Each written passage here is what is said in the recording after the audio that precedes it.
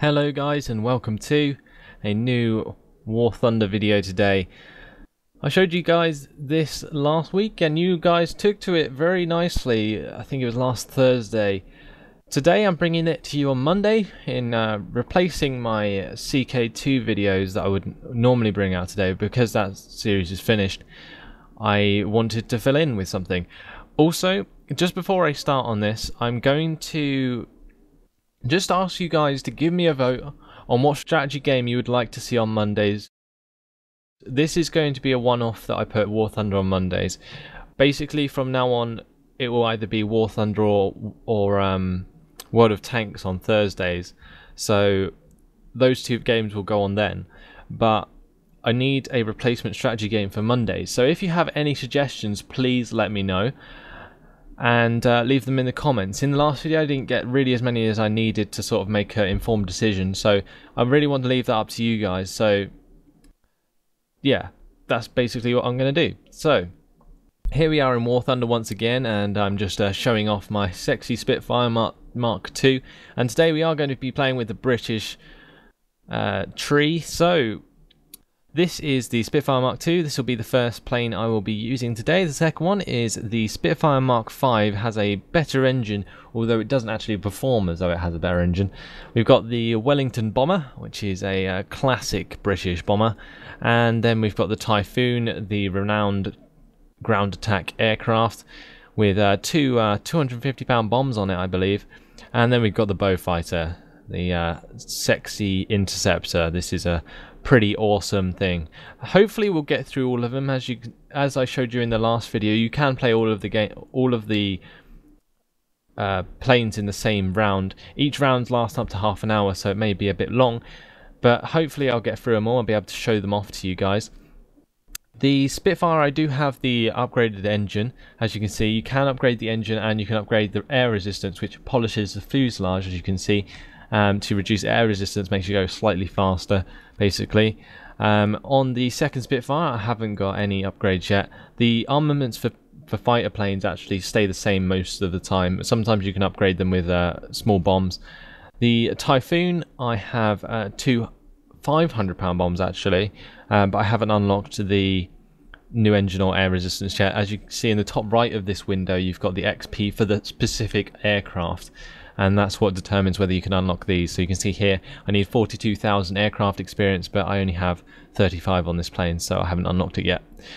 And on the Beaufighter, I have the torpedo currently on my aircraft, but I'll probably take it off if it's not a C map. And in the Wellington bomber, I currently have the 10 250-pound bombs because I haven't unlocked all the upgrades for the different bombs yet. Basically, all these different pylons allow you to carry different bombs, and they can be very useful, like the 9 times 500-pound bombs. That's freaking awesome. Or you can have one 4,000-pound bomb, but that's a bit overkill. So normally I just go for the numerous bombs. Allows you to get multiple targets in one run.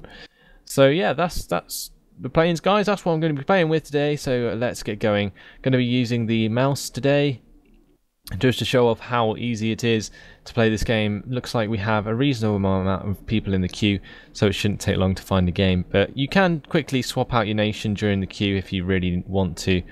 But yeah, I'm going to show you the British today. Maybe in the next video I'll show you the Russians, and then the video after that I'll show you the Germans, and hopefully by then I can show you the Japanese, because I'm slowly working up the Japanese at the moment. I don't actually have the best aircraft yet. I'm trying to get to like rank 8 in every air force at the moment, so I can unlock like the iconic planes, like for instance the Spitfires and so on. It doesn't look like we've got a C map today, so I'll be using the Beaufighter as a interceptor rather than a anti-ship plane. So yeah, this is Africa Canyon, a ground strike mission, which basically means we need to bomb all the targets. And there is another game mode called Domination. If this game goes really quickly, then I will jump onto another map quickly, and maybe we'll get a Domination map. But I'm not a fan of Domination, but there is one really good map for it, which is amazing at dogfighting. So we will have to see. So here we are in the game. Going to change my targeting distance for the Spitfires, because I learnt from previously that the gun targeting distance actually does affect you quite a bit in Spitfires with guns on their wings. So you have to be quite careful with that. So let's. I'm just going to mess around with the targeting distance and fuel amount and stuff, and then we'll get into the game. Okay, guys. So I've spawned in with a Wellington, a lovely big bomber. I normally take my bombers first because it allows you to take out ground targets really easily. Now, bombers aren't necessarily the most exciting vehicles to play, so I may skip out some of the footage of this. But basically, as you can see, you have a lot of guns on these things. This is the upgraded Wellington, so it has a quad cannon on the back, and you can take control of it. If I press V, like I was talking about in the last video, you do get a little crosshair which you can use to control every gunner on a particular side. So I have a gunner in the front, and I can fire out the front if I left click. If I want to shoot at the side, I shoot at the side, and then both my right or left gunner and the rear gunner will both fire to the left, as you can see. So you've got like 2 streams of bullets, and same on the other side. So you can use all of the gunners by just looking around your plane. Then you've got the bomber sight, then you've got the pilot sight. That's basically where the cockpit would be on most vehicles, and then you've got the normal one which you use for flying, so it just like follows where your mouse is. So basically those red markers down there, although there's a lot of cloud, I will still be able to bomb them with the bomb in sight. I might have to get below the clouds before I can drop the bombs though accurately, because I will have to judge the distance towards the ground. So because you have at a distance in the air, you have to kind of drop the bombs in front of the unit. So here we go, I've just got down into the sort of lower cloud, and hopefully we won't get messed up by some sort of interceptor plane that will come and get us. It looks like we're alright for now. So anyway, I'll just line up the bombs, and I'll probably just bomb one whole convoy in a run. So we'll have to wait and see how we do. I'm getting into the cloud again, so I'm going to have to decrease my altitude a little bit more, because I actually can't see what I'm doing. Here we go. Right. Okay, so I'm going to drop a bomb now, and now. Okay, that's 5 bombs I dropped on that convoy. The next convoy I can't barely see, but I am going to just drop my bombs anyway, a little bit in front of it. Now if you press U, you can watch the last bomb you dropped fall through the sky, which is, I think, is freaking awesome. And as you can see where it lands, or we can just look below us, but there's not really much to see because I'm in the clouds. But yeah, as you can see, I'm getting the XP from killing stuff, and those are ground targets leaving smoke trails, and I don't think this is going to get anywhere near anything. No. Nope, didn't touch a thing. That is unfortunate. Right, let's get out of these clouds, because I'm sure you would love to see the wonderful scenery. The good thing about this game that I really like is the fact that the actual landscape is huge, and it's really pretty. And like, I've got this on max settings at the moment, and I'm running with recording around 42 FPS. When I'm not recording, it gets 60 FPS, and look how detailed it is. It's amazing. Obviously when you get really close to the ground, the detail does vary quite a bit depending on what you're looking at, but like the ground textures aren't great, but the trees are okay, and the actual ground vehicles themselves are like proper models, so I think that's pretty cool. Anyway, my bombs are reloaded now, so I'm going to kind of take a nice sharp turn here and get back into a bombing position, jump into the bombing site, and the plane auto levels if you're using normal mouse aim controls, so that's very useful. So I'm just going to line this up. I'm 3,000 altitude, so I'm going to have to drop it quite far ahead. So just dropped 3 bombs then. You might have heard my keyboard. Now here I have just overshot this guy, so I'm actually going to dive this because otherwise I might not have enough time really to get the targets I really want to kill. So we can actually probably see my explosion from my original bombs will land on the convoy to the left there. Looks like the other bombers actually helped me out there. And I think I missed my bombs. So there we go. I actually missed my bombs. So with that dive I did pick up a lot of speed, so I'm going to use that to climb back up again and get it back into a better position to bomb the next convoy. So this is sort of what the bombers are like. I will probably just cut out the rest of this, and then we'll go on to a fighter in the next clip, because Trouble is with bombers, yeah, you get a lot of XP if you kill a lot of ground targets, but if you don't, then it's very boring and you just sort of like sit around in the air and not really do very much. So here I'm just going to bomb all these units if somebody else doesn't beat me to it. And you can see all my bombs flying off to the right side of my plane there as they fall. And then if we watch it, we can watch where they land. And I got a couple of hits. The trouble is with these bombs is that they're really, really weak. So here we're going to go for a nice sharp turn in the Wellington bomber. Probably kill the crew if I did that in real life, but there we go. And we'll drop some more bombs. Why not? Hopefully we'll hit some direct hits. That would be nice. You can fly through your own bombs. And there we go, we have a fighter on our arse. Let's get into the gunner view. And then we can try and take him out. There we go, he's a BF-109. Flying all around me. I can fire at him. I did just hit him then. If he gets too close... Oh, no. I died. Okay. Well, my plane actually didn't fall apart then, but I did die. So that was kind of lame. Anyway, it allows us to move on to the next plane. So I'm going to take the Spitfire Mark II, an iconic British plane, with only 10 minutes of fuel because it's unlikely that you'd survive for longer than that. If you do, then you just have to fly back to base before you run out of fuel. That's basically how you can do it.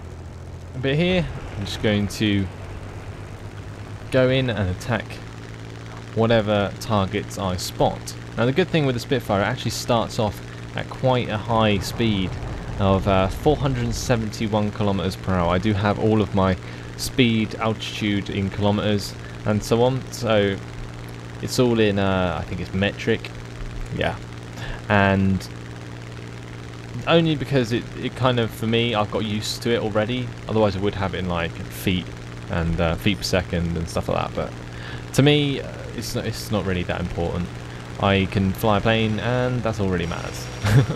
So here we go, I'm just getting onto the tail of this Yak 1B and we'll try and shoot this guy down with the cannons on my plane. Now they're very weak planes in front of me. There we go, shot him down. So as soon as the cannon hits his wing, it'll probably blow it off in one shot. We've got a Spitfire coming over the other side here, but that got shot down. The trouble with the early fighters is that they struggle from being really, really weak, around the wings especially. And the Yaks are one of the worst planes for that, even though they are one of the most overpowered at the start. Really good for like starter people, like, but I wouldn't recommend it for somebody who's trying to stay up in the air for very long, because as soon as you get somebody on your tail, you're going to get shot down.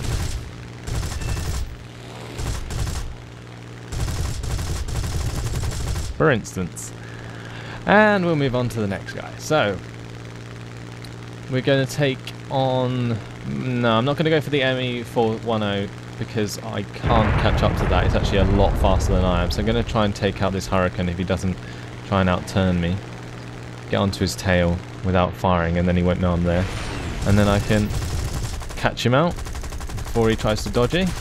And there I actually ran out of cannon mid-fight, but I still have my normal machine guns to use. So, okay, now I've got somebody on my tail, but I'm not going to try and dodge him. What I am going to do is move on to my next target, because I find that if you try and follow the next target, you actually dodge a lot more bullets than you would just trying to dodge them on purpose, because people kind of expect that. So there we go, guys. That's the end of that game. I actually didn't do too great. I got 3 air kills and 3 ground targets, and the reason I only got 3 ground targets with the bomber was because I don't actually have the upgraded bombs yet, which do enough damage. So there we go. Didn't do too bad. Helped the team a reasonable amount, I guess. We did win, I think, so that was alright. You can tell if you're winning by the bar at the top, but I am going to play another game just to cover these other 2, or the other 3 planes I have. So here we have the... just before we go into a new game, I'm just going to show you about the crew mechanics. Each one of these slots is a crew, and each crew can be trained to use any sort of fighter, bomber, whatever you want. they're not specific. So I could put a fighter in the Wellington crew. It's just that the Wellington crew wouldn't necessarily be ideal for it. So if I go into the Wellington crew, for example, you just press on the little crew tab at the bottom, you'll see that I have 100 crew XP points and a crew level of 70. Now here you can see that my fire accuracy, fire precision, this is for the gunners in my vehicle. I only have one experienced gunner though, so that gives me a sort of a debuff, so to speak, because I don't have enough gunners to sort of... It basically means that all of the points I put into this crew will be shared between the gunners because they're not experienced enough. But basically in a bomber crew you want to pick up on the reload speed really quickly, and basically the little symbol to the left of the square will only pop up when you have more points than your highest stat to upgrade. So here my next skill in reload speed costs 80 points. So if I use that now, it gives me +1, so it'll give me 23 reload speed. Next time I go over 80 crew XP points, the little symbol will pop up again saying that I'll be able to upgrade it again. So I'm just going to apply that. Reload speed is the best for bombers by far. For a fighter, you'll want to go for G tolerance. Now on my British ones, I did these early on, so mine are actually mostly in fire accuracy and fire precision. This does help a little bit, but not as much as G tolerance does. G tolerance basically stops those blackouts that were happening when I was turning really fast. So that's really helpful because it allows you to be a lot more maneuverable than your enemy. And actually, if you outturn the enemy and force them to go into a blackout, they are possibly going to lose you if they don't know how to use the camera zoom. So I'll probably show you how to do that in the next battle, but let's get on with it now. So just going to go to battle again, and we'll try out the Spitfire Mark V, the Typhoon Mark I, and the Beaufighter Mark VI. And yeah, we'll see how they do. So yeah, what I'm going to show you is how to really stick onto the tail of your enemy in this one, and show you how to use an interceptor properly, because the Beaufighter does take specific strategy to really master it. You can't just outturn the enemy, it's really slow at turning. Looks like we got a ship battle though. Doesn't show ships on the map, but there are ships on this one. This is the Two Towns map, and it's based in and around Dunkirk. So yeah, let's get on with it. Okay, so we're in. Unfortunately, the loading can take a while sometimes, but I cut it out for you because, well, you know, it's not exactly fun to watch a little spinning thing going around. But here we go, we're going to take the Spitfire Mark V, and I'm going to put the fuel amount to 10 minutes, the gun targeting distance to about 400. That will allow my guns, basically the gun targeting distance, I didn't really explain it properly. The gun targeting distance is how far in front of your plane the guns cross, and that is where like you'll do the most damage. So at 400 meters behind an enemy plane, that's where I'll be doing like the most damage, because it'll be hitting the point I will be aiming at exactly. So there we go. Pick that plane. This actually has a submarine camouflage, as you can see by the blue sort of colour, and the blue and green camouflage. But yeah, there are the boats. These ship maps actually tend to take a little bit longer to load than the normal ones. You can hear the engine sounds slightly different. If I go into the cockpit, it sounds a lot different. You don't really notice it normally, but what I do find though, when you're in the cockpit, everything seems a lot more sharp. Like that, when I come out of the cockpit, it's all a bit sort of a bit blurry. When you go into the cockpit, it's really sharp, like the image quality I'm talking about. So anyway, I'm going to keep it in third person for now, and we're going to latch onto a target, probably this F2A. He is diving past me, so I'm going to have to shoot ahead of him and then get on this tail. There we go, shot him down. You do still get the fighter rescuer badge even if you shoot down a plane after they've died, which is kind of ridiculous. Here we've got a Hurricane coming straight towards us. He only has cannons, so he didn't manage to actually do enough damage to me. he actually turned the opposite direction to what I expected him to then, so that enabled me now to go onto his tail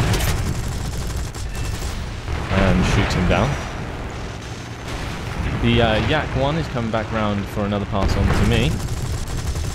Whoa, and took out my wing in the process. Was just about to pull away then, as you saw by my mouse movement to the left, just trying to swing the plane round, so I dodged that. But unfortunately, a lot of people are unaware of how to dogfight properly. You don't normally try and ram people unless you are Russian, of course. No offense to any Russians watching this video, but that was a legitimate tactic in World War II. So we're going to move on to the Typhoon anyway. As you can see, the Spitfire Mark V isn't as manoeuvrable as the Mark II. It's just a lot more beefy. In this case, I've got the Typhoon now. It actually comes with two 500-pound bombs, which take about 6 minutes to reload, I think. It looks like we have company with a PE-21 trying to get on my tail. Now that is a dive bomber with really poor turning abilities, and me just out-turning it there just caused him to give up on that one very quickly. And good thing about the Typhoon is it's very fast in a straight line. Here you can see he's actually in trouble now after dive bombing the troops on the ground. All that flak is coming from the fleet, as you can see, and because he's the only enemy in the area, he is basically going to get absolutely destroyed if he comes across any flak. So now he's dead, you can see the flak stops, and they'll start to find other aircraft nearby, which is apparently this Wellington probably going to get the brunt of the flak. So now, because I have these two 500-pound bombs, I am going to try and drop them before I get into any dogfights, because if you do have bombs on your plane, they will affect the rate at which you travel. So here's one pillbox. I'm going to give one of them a 500-pound bomb, and then I'm going to give this one to the left a 500-pound bomb. There you go.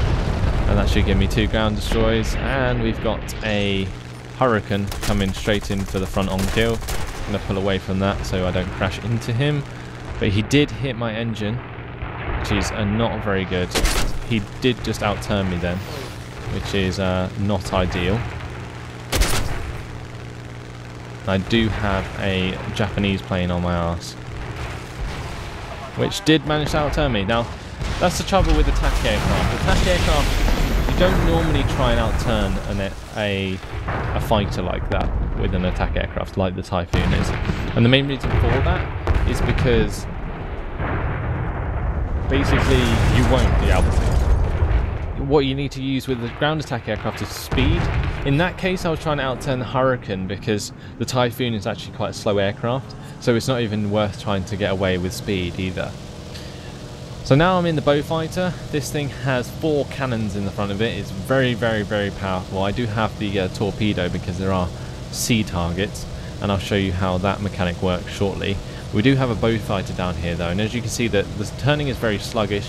He did actually get shot down before he managed to do any damage to our own fleet. But here you can see I'm just trying to get into the line on this Yak and give it a burst before pulling away, but he's already been shot down. So we'll move on to their fleet and drop a nice torpedo straight in the face of the destroyer on the right side. Now it says to on the tooltip to drop a torpedo around 1 kilometer out, but I would definitely not recommend doing that. So here I'm going to drop the torpedo slightly ahead, and you can watch the torpedoes just like the bombs. That went straight into the front of that guy. And here you can see we're now being chased by a Spitfire and something else. My wing has been utterly raped already by these 3 guys. So what I'm going to do, get into the gunner seat and try and do some serious damage to these guys before getting shot down, because by that point I didn't even have control of my plane. I was just slowly falling to the ground. So there you go, three planes down. We haven't actually done an amazing amount of damage. And you can see there in the background my actual tail on my plane came off. So here I'm going to use the bomber, and I'm going to go bomb directly their battleships, because they are high value targets on these kind of games, and they're definitely worth taking out if the rest of your team doesn't at the beginning of the game, because a lot of the time people will leave until last and then they won't have the planes to actually take them down. So if you can help by taking down the battleships, that is amazing for your team. And well, people aren't very grateful in this game for anything you do, but it does help a lot. And if you win, you get almost double the XP you do if you lose, so it's definitely worth trying to win rather than just messing about. So here you can see, although I am diving in a Wellington, it's basically just so I can get there as quickly as possible to destroy these targets, which will leave the ground targets to the ground attack aircraft, which are a lot better at taking them out than I am with these 250-pound bombs. Basically what I'm going to do is I'm going to concentrate all of my bombs onto the same battleship, and the way I'm going to do that is as I dive towards this battleship, as soon as I hit it around here, I'm going to just spam all my bombs out, and while I'm spamming all the bombs, I slowly push the mouse down so they all hit the exact same place. And you can see here, the grouping of the bombs should hit directly in the middle. There you go. Unfortunately, they're not big bombs, so although I did just drop 10 of them straight onto the middle of that battleship, it did not do that much damage. So it's going to take a few passes to actually get that dead. So what I'll probably do is just fly around a bit and wait for this to reload, and then I'll go back in for another run and so on until it's finally dead. Okay, so I actually have a Yak 9T, just came straight up towards me. Has a 37mm cannon on that thing, and it just tore through my plane in like 2 shots. That is one of the powerful things about a Yak. They're very good hit and run aircraft, and that's their good thing. The bad thing is they're very weak. If I'd managed to shoot him, then he would have possibly lost his engine. So it's quite a big, like, a lot of people call the Yaks OP, but I wouldn't call them OP because you have to play them properly. It's hit and run, that's all they are. Here you can see I've got a F4U, maybe a Yak heading towards me. The F4U is actually diving onto some ground targets, I believe. So I'm going to try and get onto the tail of him. Actually, let's move on to this Spitfire who's climbing upwards. Should get onto the back of him. Oh shit, that was a bit of a mistake there. Kind of overshot that turn a bit, and now I've got a guy on my tail. Let's get onto this Spitfire in front of me. I think this is the Spitfire I was actually on to start with. Or trying to get onto anyway.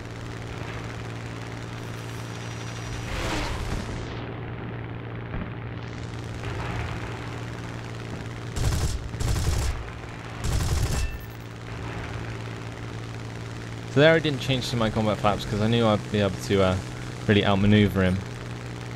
Got a guy the Corsair, who was actually on fire. A lot of people, when they do have damaged engines, will just kamikaze rather than try and land because it's a lot more easier. But yep, that's about it for today, guys. I hope you've enjoyed that look at all of my British aircraft. I know I haven't been playing that well. Let's have a look at the statistics. I got four air kills, nothing special. 3 ground kills, that was basically the pillboxes and the destroyer, which I got with the Typhoon and the Beaufighter. But yeah, that's basically the a look at my British planes. In the next video, I'll be looking at Russian planes, and that'll possibly be coming out on Thursday if you vote for War Thunder over World of Tanks. But don't forget, guys, to leave a vote onto the strategy game that you want me to play on Mondays. And thanks for watching, guys. Hope you've enjoyed it, and I'll see you next time. Goodbye.